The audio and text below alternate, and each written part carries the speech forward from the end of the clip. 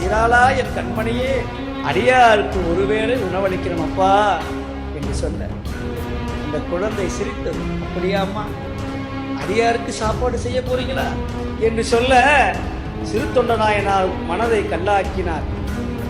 கத்தியை எடுத்தார்.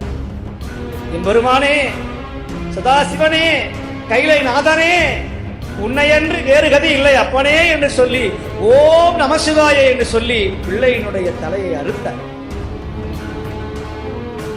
தாய் பிடிக்க தந்தை அறிய அந்த குழந்தையை அக்கு வேற ஆணி வேறாக அறுத்து கொத்தி கரியாக்கி சமைத்து காய மசாலா அரைச்சு இலை போட்டு சமையல் ரெடி. சிறு தொண்டர் அப்படியே போறார். அடியார் கூப்பிடுறார். சுவாமி, நீங்க சொன்ன மாதிரி பக்குவமா செஞ்சாச்சு. சாமி பாக்குறார். இப்படி ஒரு தொண்டனா இந்த உலகத்துல உன்ன மாதிரி வேற யாரா இருப்பா?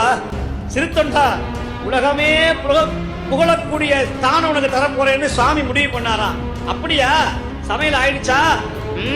வர ஓ என்று சொல்ல அப்படியே ஜலங்கை ஒலிக்க நடந்து வந்தாராம். ஜம் தக்கு ஜும் தக்கு ஜன்னும் தக்கு ஜும் தத்திங் தக்கு ஜும் தன்னுத தன்னுத அப்படின்னு நடந்து வர்றார். ஊரே பயந்து நின்றதான். அப்படியே கண்ணில் கோவம், சூளாயுதை ஏந்தி வர்றாரு சுவாமி. கமண்டலத்தை வச்சார். வெண்காட்டு நங்கையை இலைய போடு, இலைய போட்டு ஒவ்வொரு மாமிசமா வைத்தார்கள். சுவாமி, இது என்ன?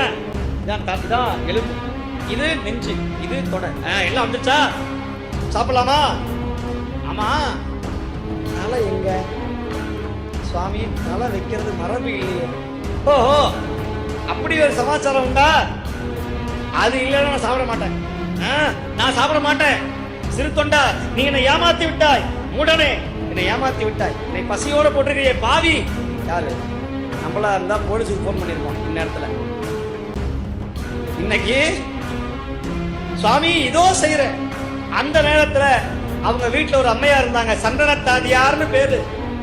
அந்த அம்மா, சுவாமி நீங்க கேட்கும்னு தெரிஞ்சு அந்த தலையை நான் எடுத்து வைத்தேன்.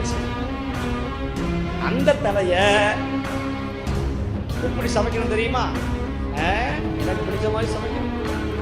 சிறு தொண்டா, மனைவியை கூப்பிடு, அந்த உரல்ல தலையை போடு, 2 உலக்கையை எடுத்து நீங்க 2 பேரும் இடிக்கணும்.